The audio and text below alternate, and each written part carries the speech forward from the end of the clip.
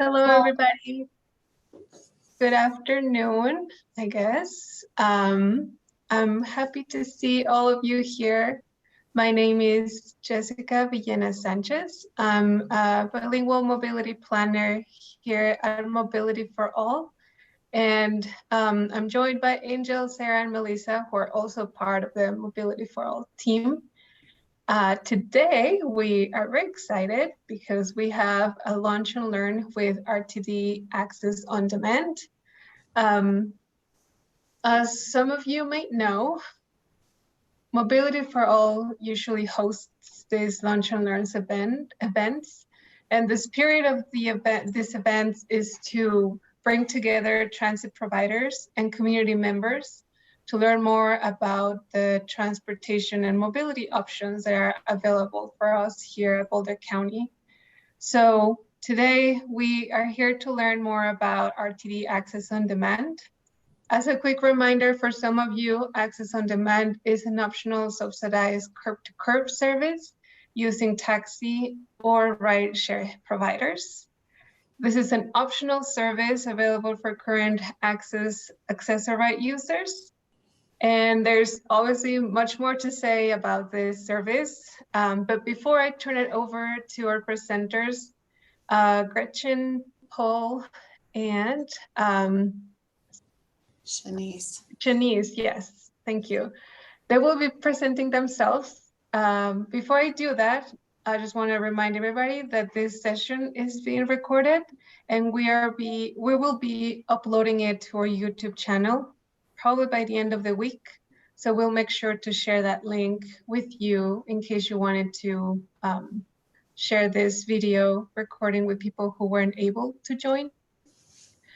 Gretchen and Shanice will be presenting for about 20 to 25 minutes. So during that time, you can type any questions that you may have in the chat. At the end of their presentation, we'll have a Q&A. So we'll make sure to read your questions, or if you prefer to ask your questions instead of typing them, you can use the raise your hand feature on Zoom. If you're not actively participating, please mute yourselves. And finally, just obviously be respectful and kind to everybody in this call. We are very happy to have Gretchen, Paul, and Shanice today. So I'll turn it over to the three of you in case you wanted to introduce yourselves briefly. And I believe Gretchen will begin with the presentation afterwards. Are there any questions so far? I think we're good. Awesome. Well, thank you. Gretchen, the floor is yours. I'll introduce myself and then I'll ask Paul and Shanice to introduce themselves as well. My name is Gretchen Vitterkar. I'm the paratransit eligibility coordinator for Access-a-Ride. Paul. And my name is Paul Hamilton. And I am Senior Manager of Paratransit Services, which comprises both Access-a-Ride and Access on Demand. Hello, everyone. I am Shanice Colon. I am the technician for the Access on Demand program. All right, thank you. We'll get started. I'm going to try to share this the way I did before, and hopefully that will work. All right, can you all see the first page? Perfect. Okay, so just a brief reminder that Access on Demand is a program for Access-a-Ride customers. Access-a-Ride is door-to-door paratransit for people with disabilities who are unable to use the fixed route bus some or all of the time. It is scheduled in advance and the tickets cost $5 for local trips and $9 for regional trips. To become certified to use Access-a-Ride, you will need to complete the application, a medical verification form. Both of those are available on our website, and then participate in an in-person eligibility appointment where your need for services is determined. Once you are determined eligible for Access-a-Ride, then you have access to Access on Demand service, and you also are able to ride the bus free of charge with that service. with Access on Demand, as Jessica already mentioned, it is an opt-in subsidy program for paratransit customers. It's not a paratransit program. It is a curb-to-curb service. So individuals that are using that service should be able to be fairly confident traveling independently because they're not escorted to and from the vehicle. You must enroll in the program to be able to use it, but you can use any or all of the providers once as you enroll. So there's no limit to the number of providers you can use. The enrollment form is located on the Access on Demand page of our website. And if you are not a web user, we will mail you an enrollment form as well if you request that. The subsidy that's provided for those providers is $25, the first $25 of the trip. Any amount that's over $25 is the responsibility of the customer. And those on-demand trips that are taken are managed by their own company codes of conducts, trading protocols, and expectations. So when you're using Access on Demand services, you are choosing to use a Metro taxi service or a Lyft service or an Uber service or a zTrip service. It is not an Access-a-Ride service that you're using. We are providing the subsidy. You do get up to 60 trips per month when using Access on Demand service, and that is across all providers. So it is at times confusing for folks that they will have 60 trips listed in an Uber app and 60 trips listed in a Lyft app. Those two providers don't talk to each other, so it's the customer's responsibility to monitor how many trips they are using in each app to be able to not exceed their 60 trips. The service area for Access on Demand is not restricted to ADA service area, but it includes the entire RTD service area. And the drivers may assist with walkers and wheelchairs, and they are, of course, supposed to be assisting with service animals. But we are well aware that some drivers opt to not provide that assistance. And so that's just something people need to be mindful of, that yes, it is a courtesy that should be extended, but not every driver opts to extend it. This is what the Access on Demand page looks like on our website. You can see here there's the enrollment form is listed on one side, and then information about using each provider is also there should you hopefully take advantage of that information that's provided. When you complete the enrollment form, you should be using the information that is in each app. And we'll get into that a little bit. So the taxi services, Metro taxi service is available in the Denver service area. The enrollment form is completed. We take your information and upload it into Metro's scheduling platform. And then you have the freedom to choose to schedule the trip in the iRider app, or you can call in via the phone number at our call center, 303-244-1388. And then, the remaining fare, anything that exceeds $25 can be paid in cash or credit card in the vehicle. zTrip taxi service is available in the Boulder area and north, and they do have wave vehicles available.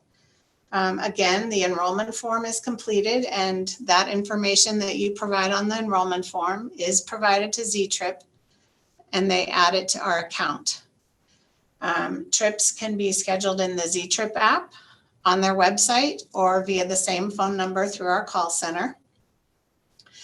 And then for zTrip, each customer uses their Access-a-Ride ID number with a prefix, and you're emailed this information when you are enrolled or contacted to schedule their trip. So you have a unique, specific zTrip ID number when you're using that service.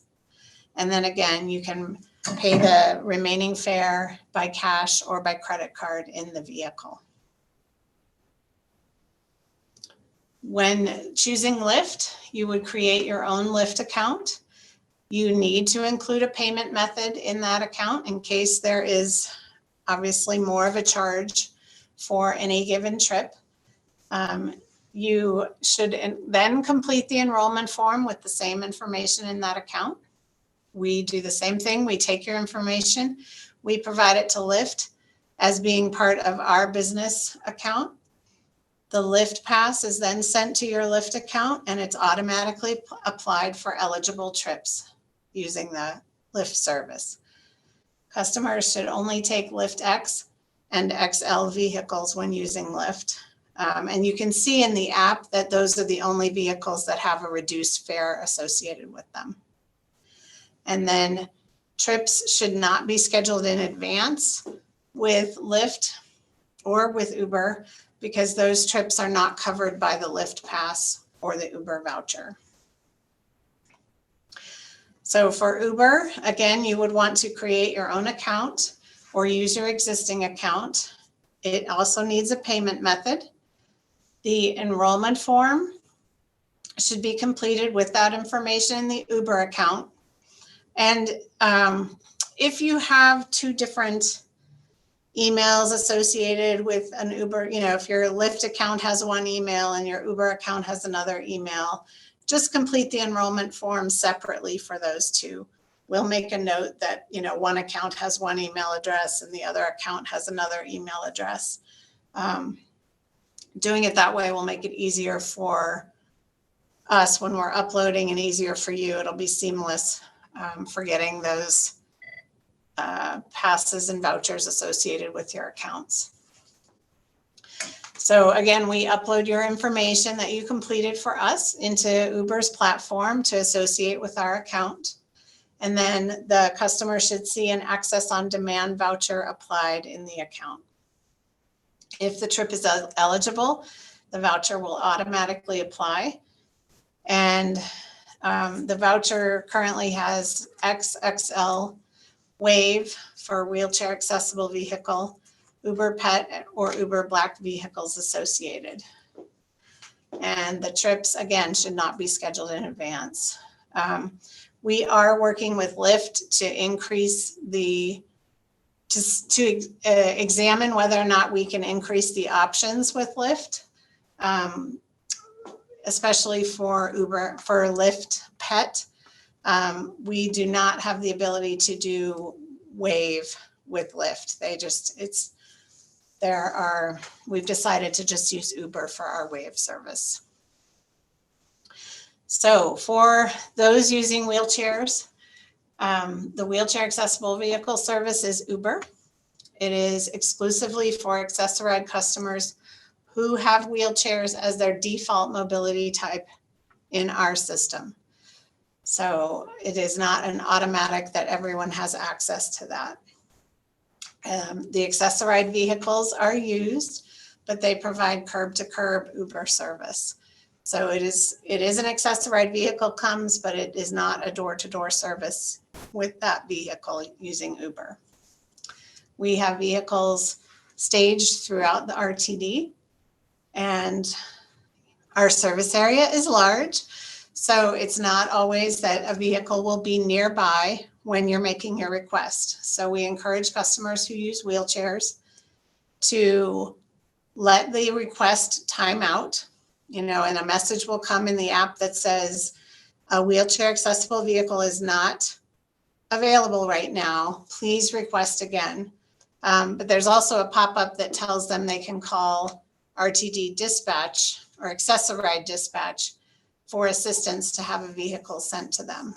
And that number will pop up in the app to remind them that they need to make that phone call so that a dispatcher can look at the system map and see who might be the best driver to take that trip.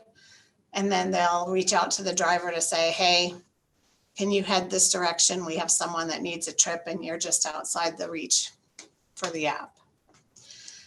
We do encourage customers using Wave to allow extra time in case there is a timeout or in case it takes a driver a little bit of time to get to them. So we encourage them to start asking about 1 hour in advance, especially if they're going to an appointment. I will say that most of the trips are fulfilled within 12 minutes of the request, but we do have trips, obviously, that it has taken longer, and we are working at shrinking those times. Those are the outliers, but they're big and sometimes it takes a long time. So we are definitely always looking at this, always monitoring and updating the number and placement of vehicles. So when you're using Access on Demand service, there are some responsibilities that we ask of the customer. It is your responsibility when using any kind of service to review the terms of those service when using the apps, especially with regard to pricing and payment for trips. Frequently, and we all do it, we click out, we say we've reviewed the terms just to get to the setting up the account and doing those things. But it is the customer's responsibility to know what they're signing up for with these services. And there's a lot of information on their websites to educate you. And then we try to link what we can to those, and provide that information as well. Customers also need to ensure that their payment method is current to prevent service interruptions. Credit cards expire, debit cards expire. There may be no money in the account that they've created or attached to it. So just make sure that your payment method is current. And we do not see anything related to payment. So if there's an issue with payment, that needs to go back to the provider so that they can address it with you. We will update our information when we have changes to the program. We update our website and we send emails to the email address in your app when you're using any of the services. So if you're needing clarification for things or not sure, check to see if there's an email from us. We'll make sure that we're updating things as we make changes. Customers need to monitor the number of trips that they're taking. It is really important if you're using up to 4 services that you're aware of how many you've used in each app so that you do not exceed that. And then when you have a billing dispute or an issue with a billing or the charge for a trip, please make sure you're communicating with that provider directly. Again, like I said, we cannot change payments. We cannot change payment methods. That all needs to go through providers. If you have changes in your email and phone number that impact your accounts, please let us know.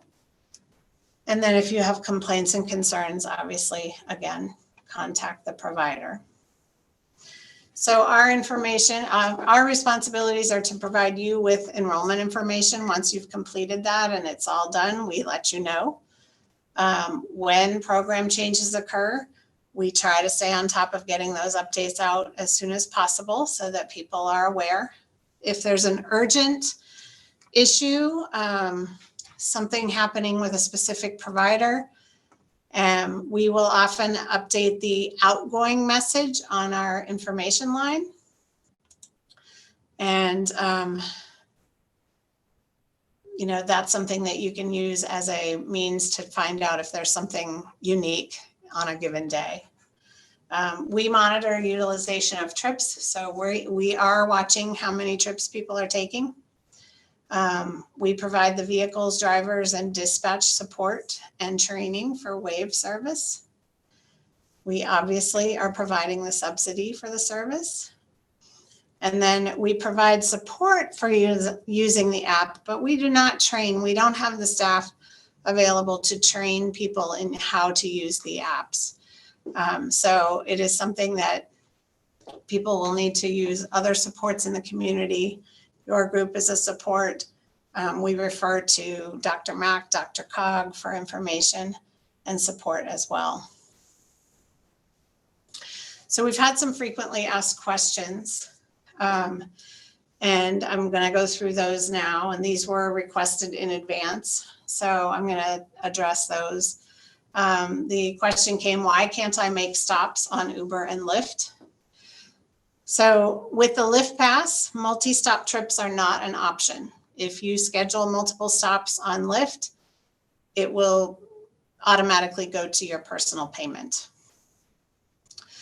Uber does allow multi-trip stops, but the drivers are not obligated to wait more than 3 minutes during those stops. Or customers may be billed extra if the driver chooses to wait for a stop that goes over 3 minutes. So we don't encourage this because, again, we're concerned that our customers are going to incur extra charges if things don't go as they plan when they're making these stops. Advanced scheduling, we often hear, why can't I schedule these trips in advance?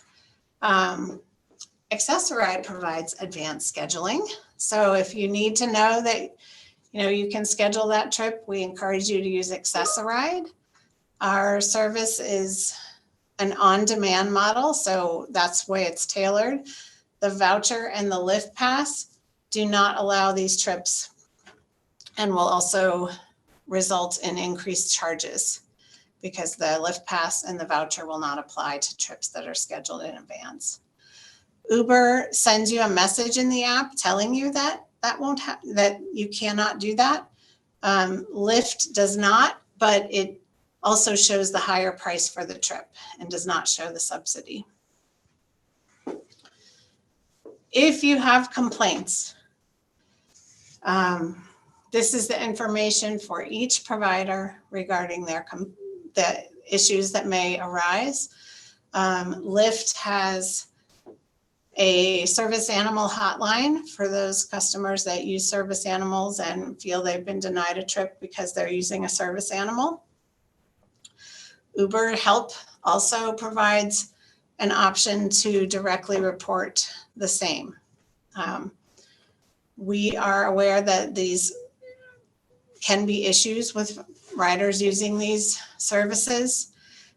We know that using Uber Pet is not a substitute for complying with the ADA, but we also know that our customers need to get places. And so we worked with Uber to add Uber Pet so that that could be an option for customers that are repeatedly seeing these issues. That being said, also, if you do file a complaint with Uber and Lyft, we are certainly willing to hear and listen to your concerns once you've done that, so we can also just be aware of that. And you can, at any point, call customer care at 303-299-6000 to report those issues. And then any issues that occur with wave service, we encourage customers to let us know so we can follow up on those and make sure those are addressed. Oh, I did it in less than 25 minutes. I can't believe it. All right. I'm going to leave the complaint lines there in case people have want to write those down or look at those a little longer. All right. Well, yes, you did it, Gretchen. Thank you so much for that presentation. Thank you for responding to questions through the chat. Yes. So my internet is actually a little bit spotty, but hopefully you can all hear me well. I'm just going to turn off my video. Yes, we do have a few questions in the chat. I figure we can just go through them real quick in case it's easier for people to listen. There was some questions about the airport, the cost to ride to the airport using Access-a-Ride, I'm assuming from Latoya and Sarah. And I wanted to see if you can talk about the price and also related to that, if the new fare structures that RTD is going to apply next year are also applying to Access-a-Ride and Access on Demand. The new fare structures, there are new fares for Access-a-Ride starting next year. Whenever those will take place, we're not really sure yet. Sometime first quarter is what we're told. The cost for an Access-a-Ride trip will be $4.50. And I believe the cost to the airport, which is now $20, will be $19. I think that's right. Paul, do you have any clarification on that? Yeah, I believe that is correct. I didn't want to jump in because that will be something the board will finalize, and it is already published on our website. So I would rather direct people to our website to the new fares as their resource for getting accurate information. Yep. So, That's a good point. Yeah. As far as Access on Demand, there will be no changes related to the fare changes. Okay. Yeah, and we can copy and paste that page with the new fare structures on our chat here for people to have. There was another question about what would happen if a customer went over the 60 trips, and alongside that question, I wanted to ask if you had any recommendations for people who do use more than one provider and who might get confused between the amount of trips that each app tells them they still have available. Well, the best recommendation is obviously to understand that they only have a total of 60. We can't dictate, that you can or should only use one provider. It is a choice model, and we know that sometimes Lyft is cheaper than Uber, or Uber is cheaper than Lyft, and you want the flexibility. So, we have some customers that opt to only use one because they don't want to have to pay attention to the number. They want to rely on the number that's in their app. That is a strategy that works. Shanice, do you know of any other strategies that customers are using for that? Typically, it's that they're staying to just one provider, especially if it's between Uber and Lyft. For those who use Uber and Lyft and then maybe Metro Taxi as one, I have a few customers who have a notebook that's writing it down. But for the most part, a lot of the customers, if they are going to struggle with keeping track of it because it's separated, they stick to just one to make sure that it works for them and that they're not taken out of the program.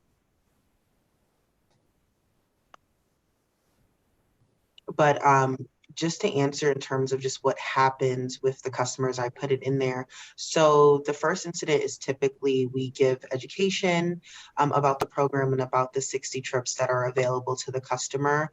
And then it also serves as a warning like, hey, this happened this month, just next month, let's try to be more mindful. After that, we go and we reduce the amount of rides by 15. Per month, depending on if they continue to do that. There is a letter mailed to that customer as well as an email to the email that was provided during enrollment, letting them know that this is what's happening, but that they also have the use of the Access-a-Ride benefit as well. And then that information is provided to them during those moments where they are either taken out of the program temporarily until the end of the month because they've gone over the 60 and this was their first incident, or if it's anything past the first incident, we are letting them know that you have a later start in the month, and then the second incident, you'll have 45 trips for the month. If everything goes well for that during that month of the 45 trips, we then bump them back up to the 60 trips for the following month so that they can have full access of the program as well. Okay, yeah, that's very helpful. Thank you, Shanice. The next question, Sarah was asking, how long does it take for a request to time out? And you had said that 5 minutes, but I don't know if you wanted to elaborate on that. So typically it takes about 5 minutes. We have about a 5-minute window for Uber to try to find an available driver. And in the app, it will let the customer know, please wait, we're trying to find a driver. It's taking a little bit longer than usual. Typically after that, a message will pop up with, as Gretchen said, with the dispatch number to say, hey, there are no drivers available. Please call dispatch so that they can assist with this ride. Okay, sounds good. Thank you for that response. There was another question regarding ADA complaints. So Angel asking, with your contract with Uber and Lyft, do they have to report to you any ADA complaints? Yes, they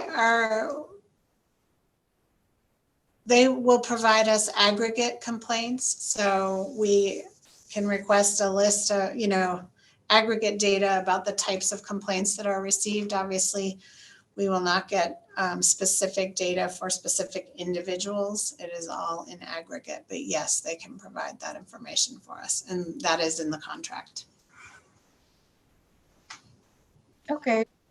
And is that, what does RTD have to do with that information? Or is that, like, what can you do? I know that you mentioned that you're providing a subsidy and you're not, managing this program or being the main provider. So how does that relationship play with the ADA complaints?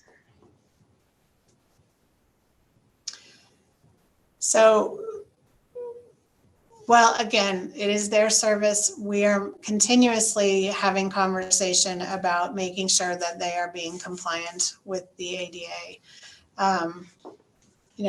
They can only rely on what we're saying, but also the complaints that come to them. And so, one of the reasons we direct customers to go through the app is so that they are made more aware of what's going on, so that they can address it. They do work to, block pairings with drivers that continuously deny or that deny or are found to have denied someone with a service animal. We don't really have a lot of means to force their hand as to what they do and what those consequences are for those drivers.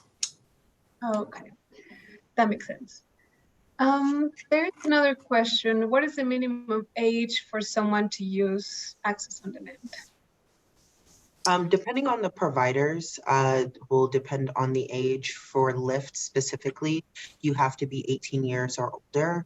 For Uber does have a teen account for 13 to 17-year-olds, but they have to have permission from their parents, and there's an account they have to set up specifically for those teens. And then with the other providers, I believe 13 as well for the other providers, but correct me if I'm wrong, Trip and Metro. I'm not sure they have a restriction. Yeah. We can find out and get back. Mm-hmm. I was gonna just pipe in zTrip's. Oh, hi, Meg. Hi. zTrip cannot transport children under the age of 5 without a parent or guardian. Okay, thank you, Megan. That's good to know. I'm glad that you're here. No problem. Okay, Sarah had a question about what is Uber Black? So Uber Black is a quote unquote premiums vehicle service. They're mainly like the big SUV black vehicles. They typically do cost more when you order them. So, but that is an available choice because customers have requested that could potentially be an option for them for the size of the vehicle. And then there is a little more of a concierge limousine driver type feel to them. So some of the customers do like that. You just need to know that if you opt to use an Uber Black vehicle, you're not going to be able to go as far with a $25 subsidy. Yes. Okay. that's a good trade-off to think about. Mhm. Lisa is asking, do providers have the ability to have blackout days? I wasn't going to Boulder, but Uber seemed to not honor it on CU game day. Was it that they didn't honor it, or was it that they were using surge pricing?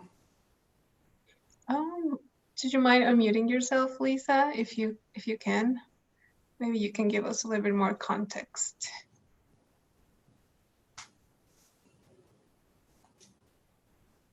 Oh, there it goes. So I was trying to go, I was looking at pricing for Erie because that's where I go to church, and I can't go there with Access-a-Ride because there's not enough routes. But Uber, they seem to knock off the 25. They said $40. So there are parts of Erie that are not in the RTD service area. So it may be likely that that is the case for the location you are going to. Oh. Yeah, typically anything south of the old County Highway line, anything south, the service line won't go, but anything above that towards the, the recreational center and all of that, they would go. No-No's Bar and Grill. Don't ask me why I know that specifically, but. Right. Yeah. Do you want to say something else, Lisa? Well, Calvary, the church that I was looking at. Oh, I think you muted yourself. So the church I was looking at is on County Road. Okay. Did you want to add to that, Angel? No, I just wanted to clarify that you can take Uber or Lyft anywhere within the RTD service area, regardless of the 3/4 mile buffer, but you can't take it outside of the RTD service. Is that what I'm hearing from you, Gail? Yes. Okay. That's Wonderful. correct. Okay. Okay, so that's over the line. Might be. I guess I have to go to Boulder instead. Okay. Thanks for you. your question, Lisa. We have another question from Sarah. Do customers have to fill out the enrollment form after they make an account with the Access on Demand provider? Can they enroll first and then apply for, say, zTrip? So typically, it depends on the provider. For Uber and Lyft, it's best that they have an account before they do the enrollment form. That way we have the most accurate information in terms of phone numbers and emails provided. Sometimes once it's done afterwards, the voucher doesn't apply to their account right away. So then that causes some delay. With Metro and zTrip, because we on our end create their accounts as well, they can do either or. You can create an account because you do have the option of doing it through their app, or you can just apply first and then do it afterwards. But with Uber and Lyft, it would be best to create that account first and then apply. Okay. And every time a person wants to use a different provider, they have to apply again? No, so it depends on if they what they chose on their enrollment form. So if they chose all 4 providers, once enrolled, they're able to switch back and forth. But say if you've only selected Uber, but you say, hey, I want to use Lyft as well, but you didn't, you will have to complete that enrollment form again and just select the providers that you did do the first time. Okay, that makes sense. Okay. Hey Shanice, I have a question about that because mine didn't do that, and because I use Access on Demand, I have a vision impairment. Yeah, and so I don't know how to get a zTrip account or get a zTrip connected to my account, because yeah, it didn't connect, and I don't want to have to fill it out again and like lose because I had to do that for Lyft, and I lost the ability to use Access on Demand for a couple of days. Okay. So are you using their app to request the ride, or are you calling in? For zTrip, I don't have an account yet because I wasn't able to make sure that it was covered. and I wasn't sure if I needed to like fill it out again. Yeah, the enrollment form. Sarah, if we can meet after this, I can check into that and make sure that you're enrolled with them. Okay. And get that situated. That's awesome. Thank you. Awesome. Are there any questions from the public who may prefer to just say it out loud instead of typing it? And raise your hand.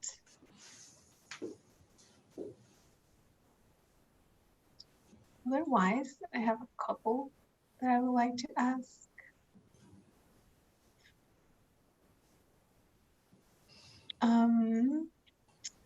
Let's see. I have a question about language access. Is the form that's available to enroll to Access on Demand only available in English, or are we able to have it in other languages?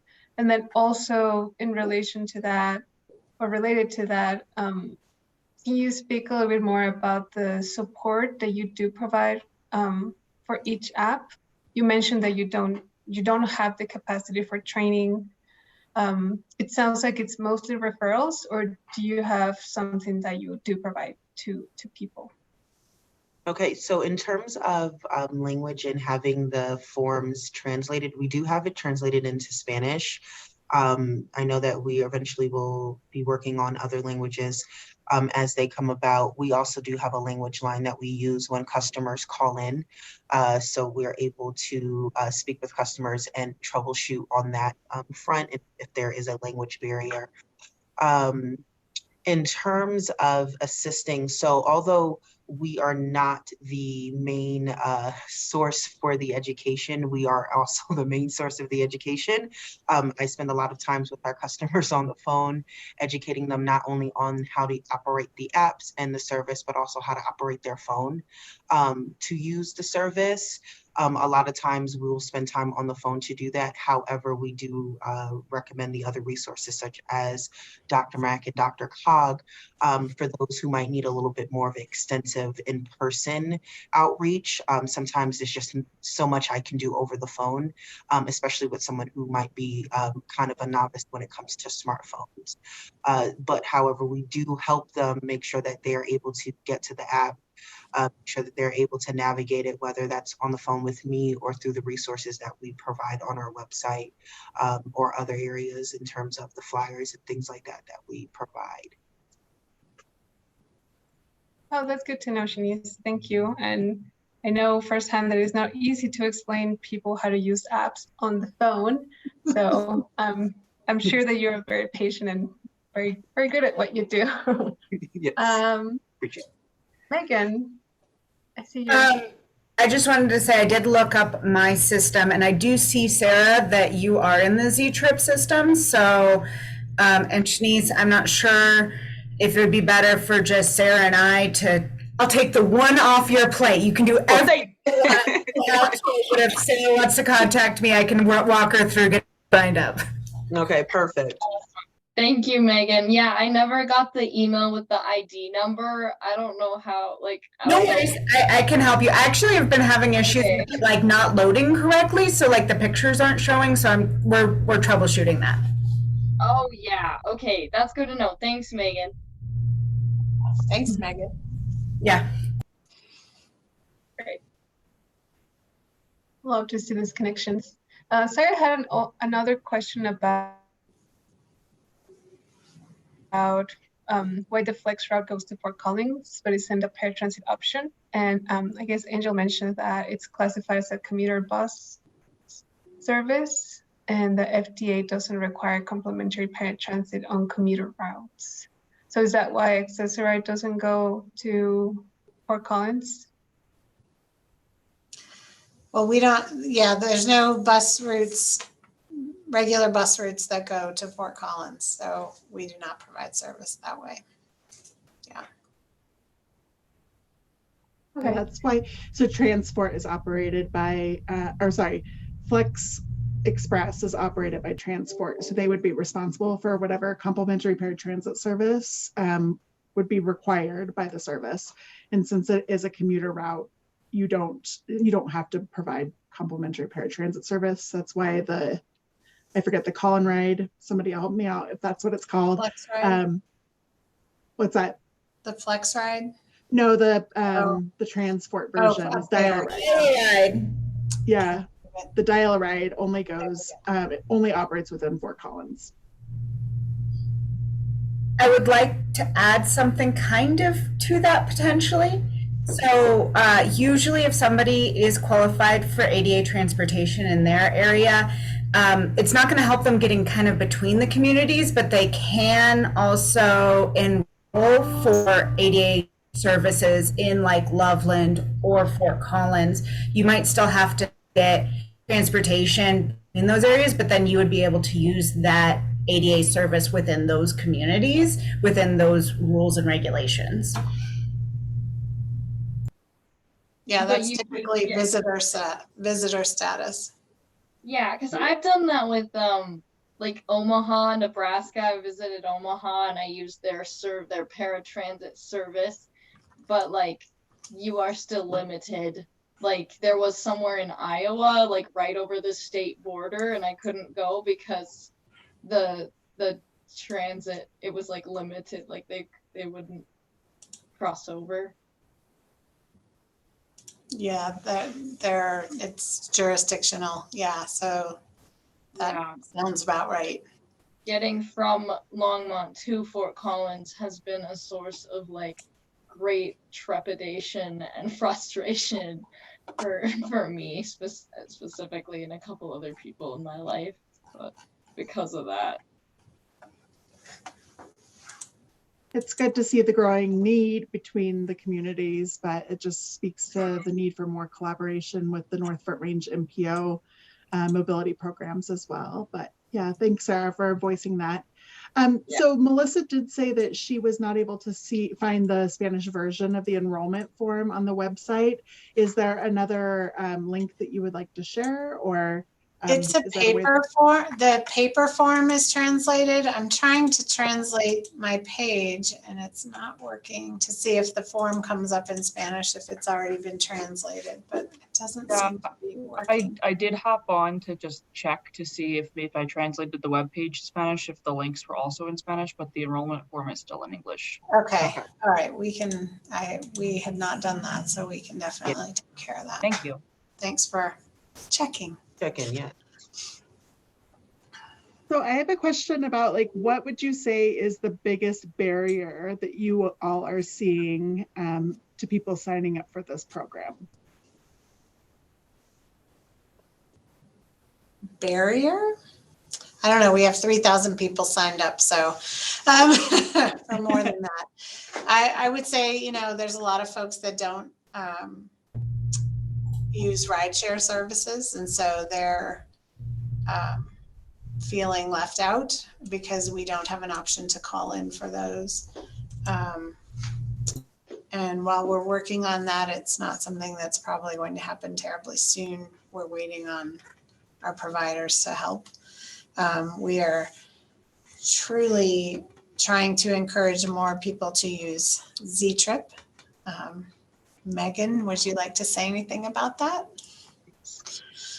Yes, I would say that I guess my portion of this is that I don't see a lot of requests for rides to even be coming in. Example, last week I had a total of 2 rides requested for zTrip using the Access on Demand service, and both of them were pickups in Denver. So like for me, we're trying to figure out a way to kind of focus to try and get more of the Boulder County area, because that's where my drivers are based out of.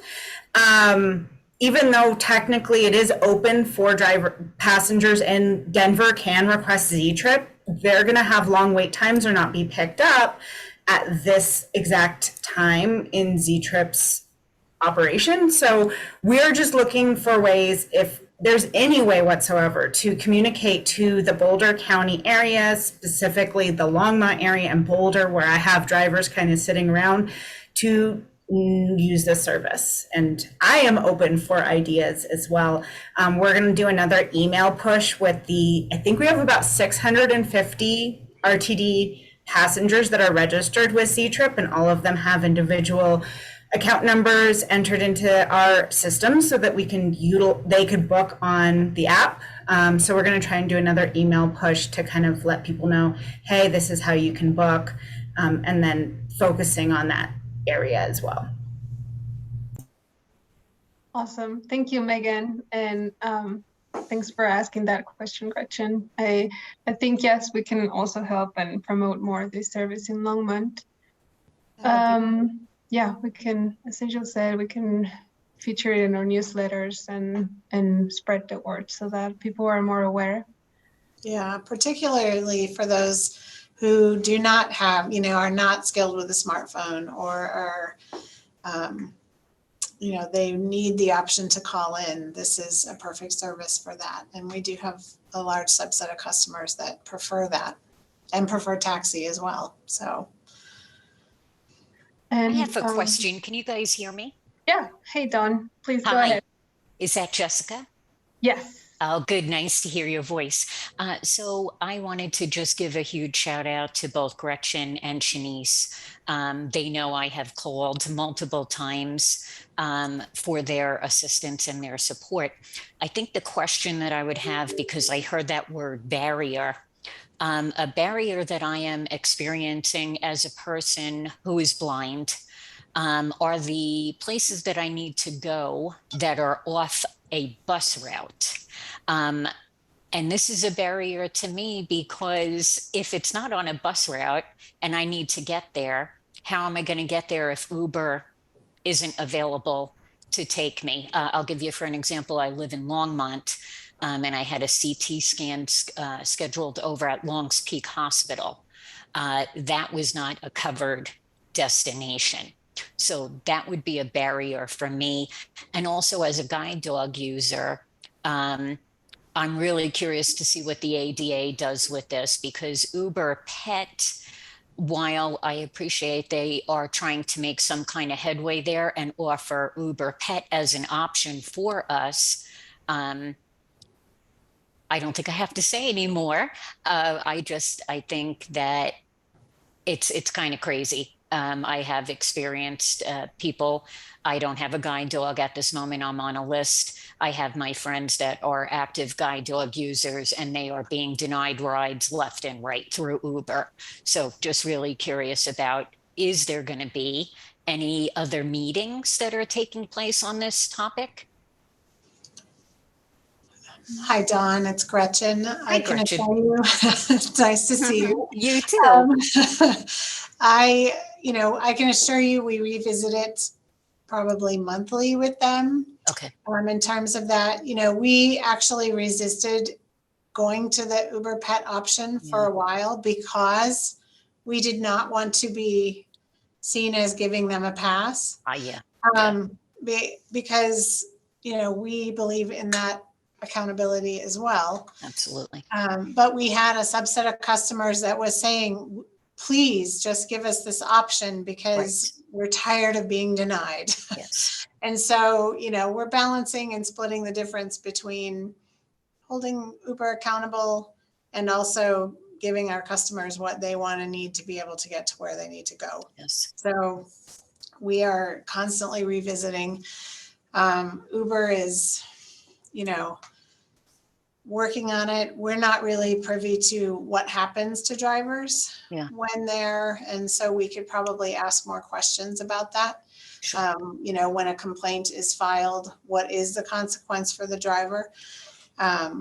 We can certainly follow up and pressure them a little bit more in that respect, but not sure. And again, that would go through Uber, not you guys, right? Yeah. Okay. And then I think my last question, and I'm so sorry, in terms of if I had somebody, a friend or a family member that was willing to take me somewhere for work, for instance, is there any kind of compensation that would be available to them, considering what gas prices are going up to, and especially if I'm not able to use Uber or Access-a-Ride to get to a certain destination? We Crickets. don't offer, well, no, I mean, we just don't have any way to do that. No, Okay. that's not something we have the ability to do, unfortunately. Okay. And requesting a driver that we've had in the past through Uber, is there any way to do that that I know I feel safe with? I'm gonna defer to Shanice on that one. Hi, Shanice. Hello. There is a way to do it. However, I am not 100% sure that the voucher will work, or it will kind of go as if you were scheduling it in advance. That's the Sure. only Okay. way. However, I can check back with Uber and get back with you about that. That would be wonderful. Thank you so much. Thank you Thank so much, Dawn, for your questions. Thank you, And guys. thank you to our panelists for taking the time to chat with us. It is 1 p.m., so I would like to be respectful of everyone's time and just appreciate everyone's questions and the discussion that we have. I think these forums are very important to have a little bit of a better understanding of this transit provider and the options that we have. I love to see the connections with zTrip. We will definitely follow up with you, Megan, and try to promote that service. And yeah, thank you all for your time. Have a great rest of your evening, afternoon. And yeah, we'll be in touch. Thank you all. Thank you.